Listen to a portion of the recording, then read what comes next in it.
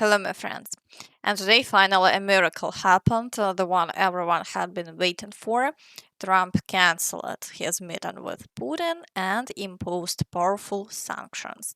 Here is what Trump said about it.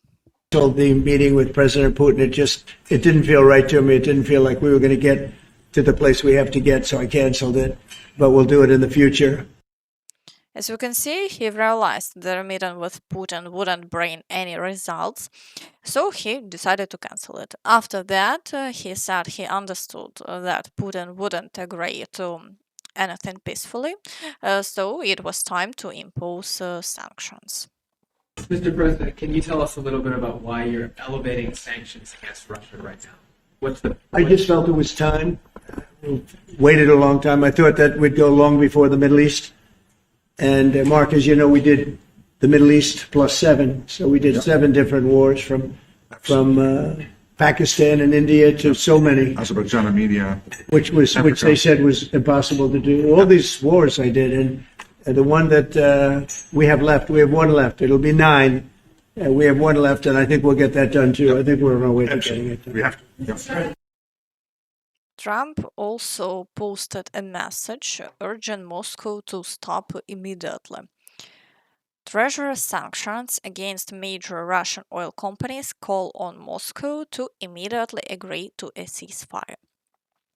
Trump also said that he doesn't know whether this will lead to a quick end to the war, and announced that they won't be sending Tomahawks for now. The problem with the Tomahawk that a lot of people don't know, it'll take a minimum of 6 months, usually a year, to learn how to use them. They're highly complex. So the only way a Tomahawk is going to be shot is if we shot it, and we're not going to do that. But there is a tremendous learning curve with the Tomahawk. It's a very powerful weapon, very accurate weapon, and maybe that's what makes it so complex. But it will take a year. It takes a year of intense training to learn how to use it. And we know how to use it, and we're not going to be teaching other people. It will be. So, for now, the fight against Russia continues without Tomahawks. Overnight, there were more drone strikes on Russian territory. This time, reports say there was a powerful explosion near the Plasmas factory in the city of Chelyabinsk, almost 2,000 kilometers from Ukraine's border. Russia continues to weaken, but Putin keeps striking back at Kyiv. Several residential buildings in different districts of Kyiv were hit. As always, Russia is targeting civilians, not military sites. There is also new information about the sanctions introduced by the United States.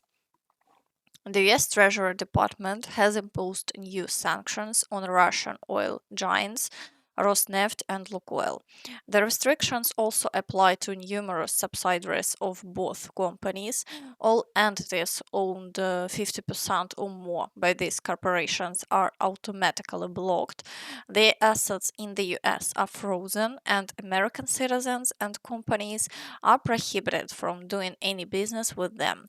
Violating these sanctions may result in civil or criminal liability, and foreign banks that cooperate with sanctioned entities risk facing secondary sanctions. Meanwhile, shares of Lukoil and Rosneft have plummeted following the announcements of US sanctions.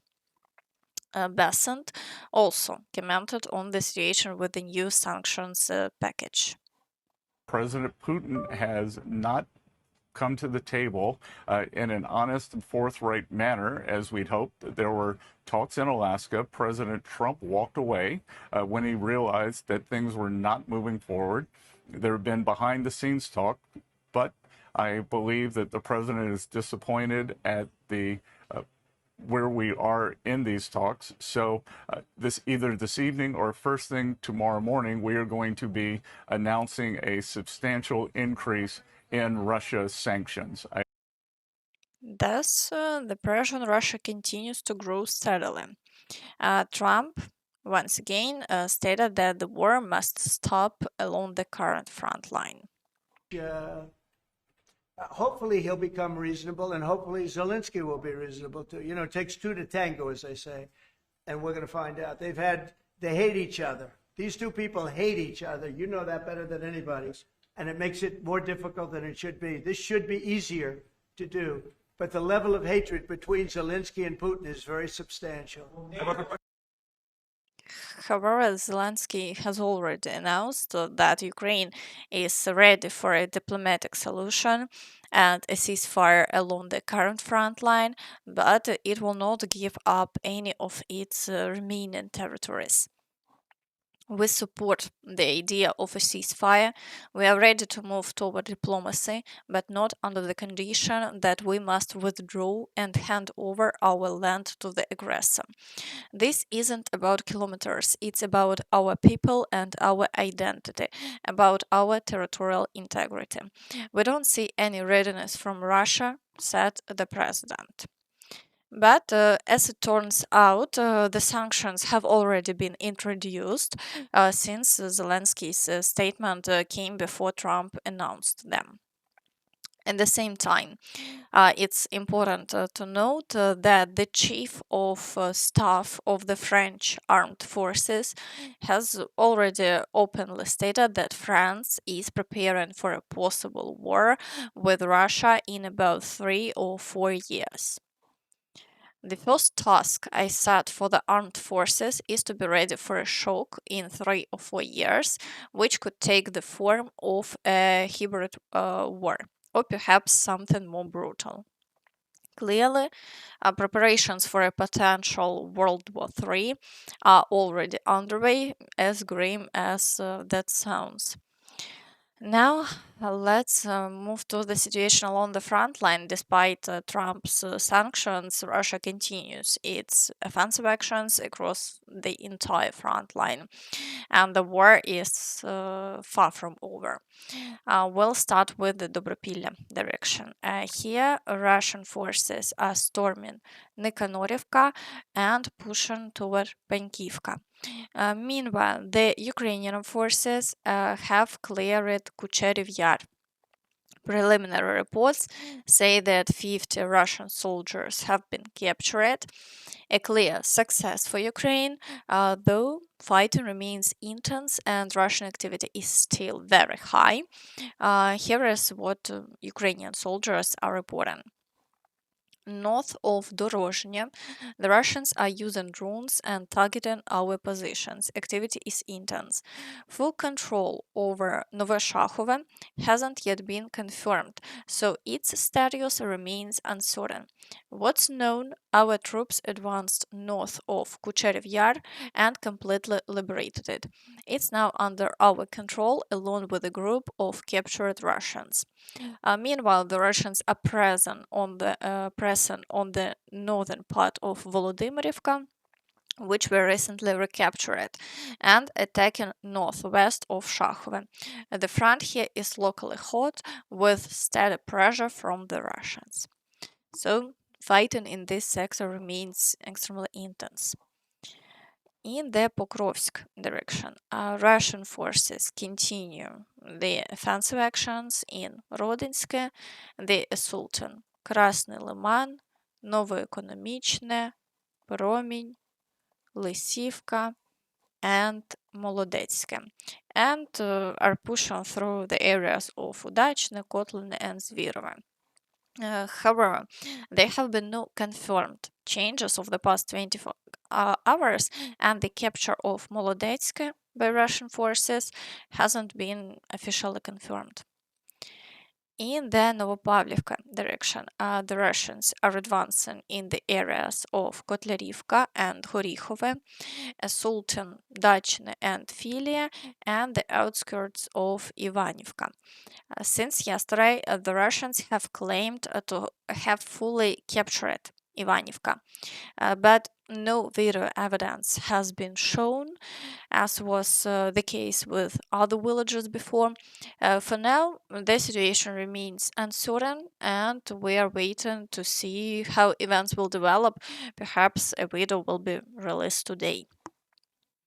In the Pokrovsk area of Dnipropetrovsk region, Russian forces are assaulting Verbove and Novomykolaiivka. Yesterday evening, Russian sources also claimed that they had captured the village of Pavlivka. Unlike previous claims, this time they provided video evidence showing their flags in the village, and now we need to wait for official confirmation from the Ukrainian side. If confirmed, this would mean that the front line here continues to move against Ukraine. In the Huliaipole direction, and the Russians are pushing beyond Poltavka, but so far they have made no new gains and the front line hasn't changed over the past 24 hours. In the Zaporizhzhia direction, Russian forces are trying to break through to Malatokmachka and are assaulting Stepove and Stepnohitsk. But they have made no gains. The Ukrainian forces successfully repel the attacks and the front line remains unchanged. In the Kherson direction, the Russians continue shelling, but no new offensive actions have been recorded. All Russian claims of breakthroughs are unconfirmed, so the front line remains stable. And now let's move to the Kostiantynivka direction. Here, the Russians are advancing beyond Alexandro Shultine, Sultan, Pleshiyivka, and the village of Klebenbyk, and pushing toward the Rosneft Yar area. However, no changes have been reported in the past 24 hours. All attacks have been successfully repelled. In the Siversk direction, the Russians are advancing toward the town from three sides. They're also attacking the area around Fedorivka, but no changes have occurred over the past 24 hours, and all attacks have been successfully defended. In the Lyman direction, the Russians are advancing near the village of Kolodezi, assaulting Dobropillia and Novopavlivka, fighting for Seredny and pushing toward the Kharkivka area. At the same time, they continue shelling Lyman. This situation is difficult, but the Ukrainian forces are managing to hold the front line unchanged. In the Borova direction, the Russians are assaulting Kopank and Novopavlivka and advancing near Zeleny High. However, they haven't achieved any success and the front line remains unchanged. In the Kupiansk direction, the Russians are assaulting Petropavlivka, pushing toward Kurilivka and advancing near Peshane and Stepova Novoselivka.